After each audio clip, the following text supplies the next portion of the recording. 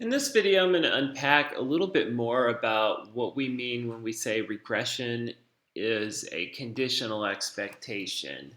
So this video is going to focus on just a bivariate regression where we just have one variable for x that could explain y. So I'll talk a little bit about the generic form of linear regression, but then I plan to derive the formula for the slope and the intercept. So that is the goal of this video. And in the next video, I'll show you how we can find the slope and intercept of the regression in a couple different ways for bivariate regression, but the general way for multivariate regression. So just as a reminder, linear regression is a special case of m of x, and m of x is the conditional expectation function for y given a vector of variables x. So in order to produce an expectation for y, I have a number of different variables x that when I evaluate them at particular values, I generate subpopulations of x. I can produce a conditional estimate for y. And linear regression is the most commonly used method to estimate the conditional expectation function. So it is far and away not the only method. So you can think of any number of different ways to produce an expectation for y, but linear regression does have some properties that we think may be desirable and may make it a good candidate choice for the bulk of what you might do. Okay, so just as a reminder, here is the error associated with conditional expectation function. So this first bullet point here says the expected value of y given x, where x is a vector of covariates, is m of x, and it's just a function. It can take any form. So here we're going to focus on a function that's linear in the coefficients, but that's not a requirement. Then y. Y is the data. Y, I take that conditional expectation function and I add in an error term. So m of x spits out an expectation of y. When I compare it to the actual data for y, I have an error term. So E is that error. We plug in values for different x variables, and then we predict y using our conditional expectation function. Y is observed. M of x is a stable function throughout. So I may observe a number of different y outcome variables in my data set, but I will be using the same m of x for the relationship between the different x variables and y. So we are not trying to estimate a different function when y is small versus when y is large. It doesn't matter what the value for y is. We're going to estimate it using the same conditional expectation function. And you might think that that approach is naturally going to lead to some errors. On the other hand, it's not clear that an approach dedicated to any particular outcome isn't also going to lead to error as well. So this approach is totally reasonable. So the expectation, the expected value of the error term given x, the vector of covariates, is 0. So I expect that I will have an unbiased estimate for the x variables that I have. However, any particular realization of E is not 0. So this may be difficult to think about the conditional mean of the error being 0, but errors themselves are non-zero. But just think of an x variable that takes on two values, minus 1 and 1. There are only two values for x, minus 1 and 1. If you have a 50-50 shot of each, well, the expected value is 0. That is not a potential value for x. Okay? So we have to divorce ourselves from the idea that the expected value is somehow going to be equal to a bunch of the outcomes that we see in our data set. That just isn't the case. So we are going to see non-zero errors in our data set, but our expectation is that the conditional expectation function doesn't systematically predict y up or down, that we miss by 0 on average. And so we're going to try to pick a conditional expectation function that provides the best explanation for y available to us. Any conditional expectation function that is reasonable will have 0 error. So what we do instead with linear regression is we choose a function that not only has the expected value of the error as 0, but also the expected value of the sum of squared errors as small as possible. So we are choosing a conditional expectation function to minimize the sum of squared errors. Squared errors are desirable, so if my conditional expectation function misses up and it misses down and I average those errors together, my expectation of the error term is 0, but my expectation of the squared errors is not 0. Okay, and so you can think about this just in the same way that you think about any expected value. So you look at x, which takes the value -1 and 1 with equal probability. Well, the expected value of x is 0, but the expected value of x squared is not 0. Okay, so those two things are different from each other. And so we're trying to minimize the sum of squared errors. We're trying to miss by as little as possible. And we know that particular realizations of the error are going to be non-zero, even if some of them are negative and some of them are positive. So what it means for us is that we can pick any function we want for the conditional expectation function, but there's a unique function that minimizes the sum of squared errors.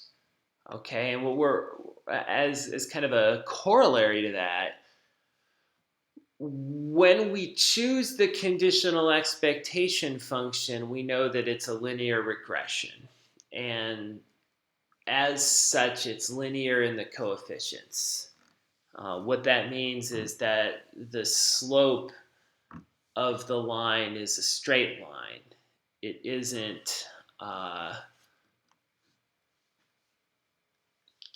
squared or cubed or quartic or sine of x, etc. It does not mean that x needs to be linear, but the slope of the function that relates x is linear. So, if you have the function y equal x squared, the slope of that is 1.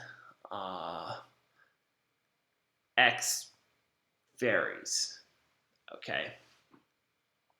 So that's the difference here. We can have, and what I'm pointing out is we can have squared, cubic data, but we're not having squared, cubic functional parameters.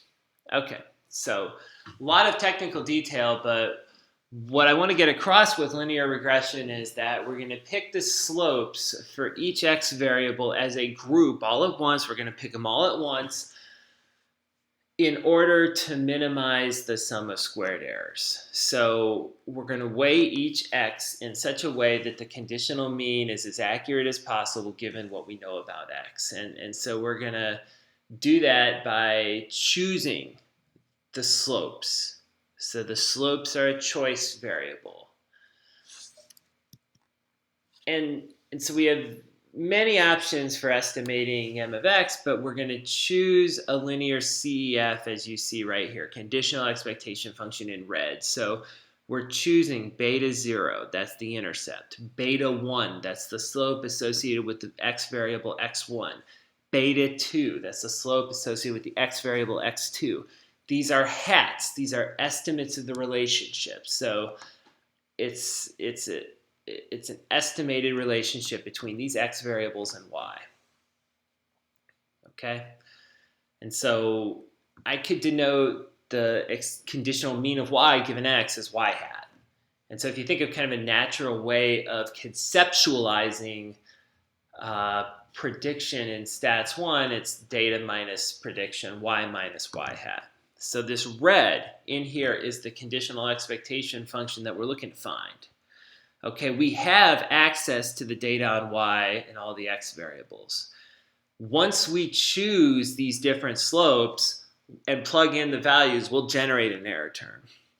Okay, so if I take y and I subtract the conditional expectation function, I'll have the error term. And if I square it, I'm just squaring the difference between the data and the conditional expectation for y based on the data.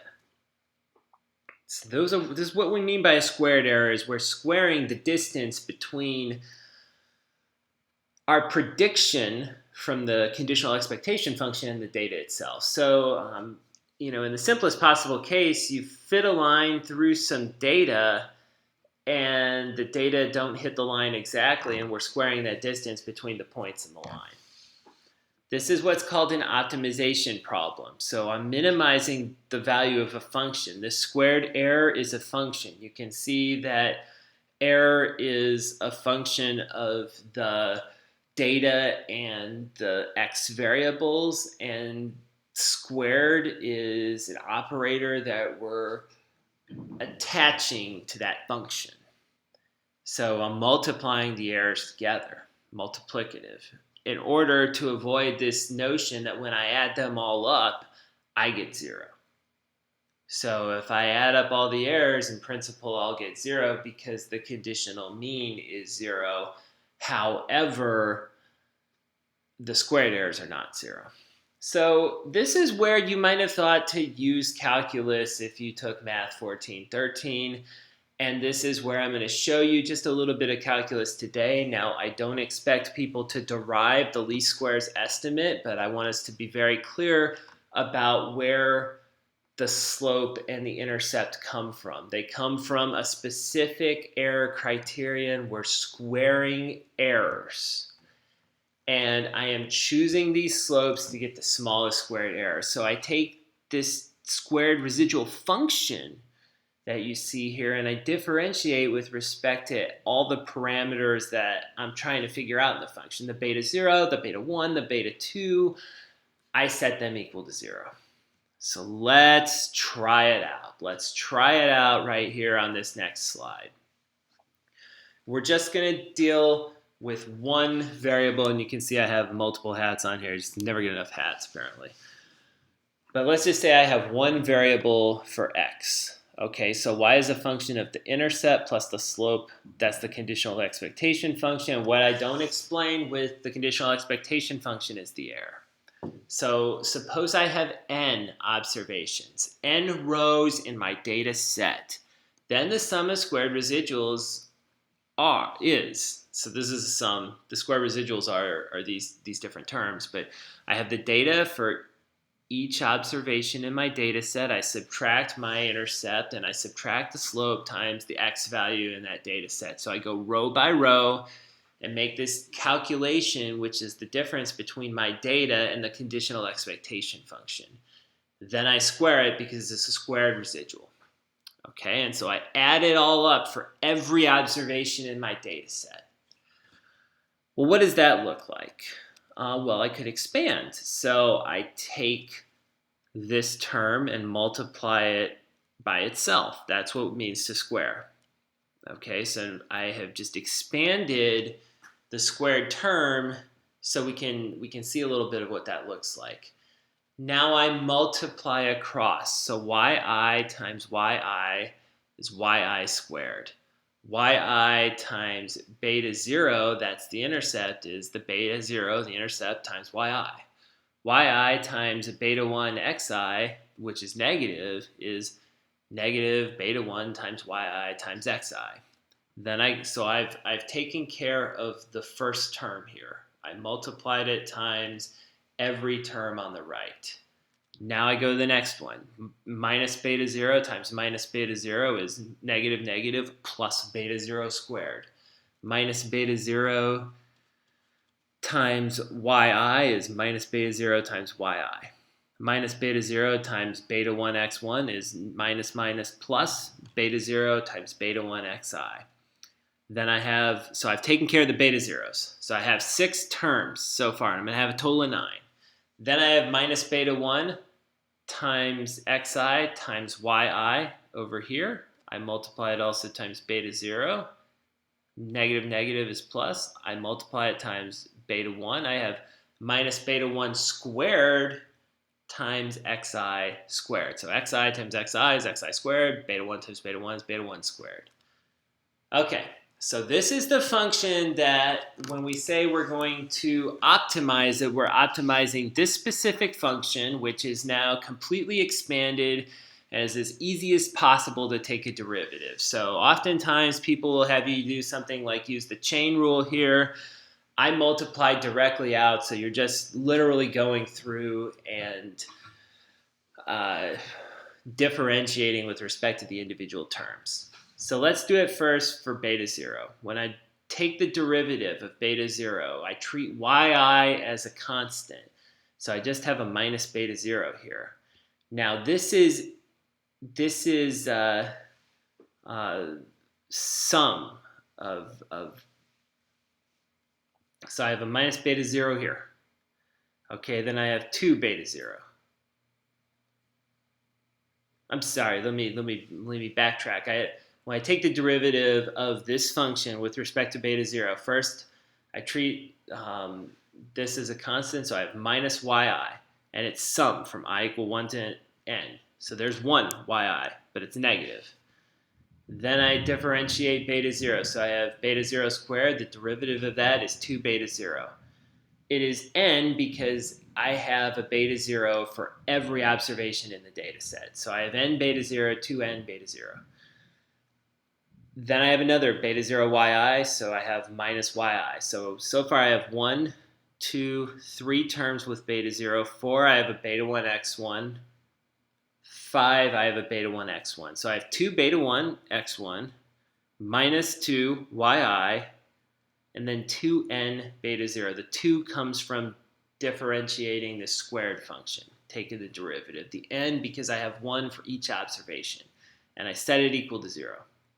Okay, so it's equal to 0, which means I can factor out a 2, divide that out completely, the 2's go away, and I'm going to keep beta 0 on one side, so I have n beta 0, the 2's are gone, and I move the yi over to another side minus beta 1 xi. Okay, and so I solve for beta 0, and I have beta 0 is equal to the sum of y observations minus beta 1 times the sum of x observations divided by n. Well, if I take the sum of y observations and divide by n, I have the mean of y. And if I take the sum of x observations and divide by n, I have the mean of x. And this is the traditional way we find the intercept. We take the slope, we take the mean of y minus the slope times the mean of x. When you think in an algebra class of finding the intercept of a line, you take a point, you plug it in. In this instance, we're plugging in the mean of x and y to find the intercept. Let's do the same thing with respect to beta 1. So I go through, I differentiate this function with respect to beta 1. I have yixi. I have beta 0 xi, another yixi, another beta 0 xi, and then a 2 beta 1 xi squared. Okay, the 2 comes from, I'm differentiating with respect to beta 1, so I have 2 beta 1 and xi squared is treated as a constant. I set it equal to 0, so the 2's go away again. I'm going to plug in for beta 0, so I have beta 0 as a function of beta 1. So now I have something where all of the beta 1 terms are in it. I'm going to group all the terms that include beta 1 together. So I have beta 1 times the mean times xi. I have beta 1 times xi squared. So you see I rearrange a little bit here. Okay, and then I keep beta 1 on the left, but I move the other terms over to the right. Okay, and I divide by what I grouped together. Now in the bottom of the beta 1, we have the variance of x. You can see the sum of xi squared minus 1 over n times, this is the expectation of x squared. And so, long story short, you can think of beta 1 hat as this is the covariance here in the top divided by the variance of x. Or you could think of it as the correlation coefficient times the ratio of standard deviations. But these formulas that you've been given when you've taken statistics 1 or statistics 2, you've been given these formulas to find the slope and the intercept. They come from deriving the function of squared errors with respect to these two parameters. So this was the best possible selection for beta 0 and beta 1 given our criteria of minimizing the sum of squared errors. So the formulas come directly from optimizing a function. This is a lot of math, but what I want us to get across with respect to the forecasting class is that here is a function we're going to be estimating using computer software. But it comes from a very specific relationship between the conditional expectation function and the data. So we will not be computing too much of this by hand. I will have you try it out for one x variable and one y variable. We're not going to differentiate the function. It's already been done here, but we are going to plug in the correlation coefficient times ratio of standard deviations to find the slope, and then once we have the slope, we're going to plug in the means to find the intercept. Those formulas come from deriving with respect to beta 1 and beta 0 for the squared errors.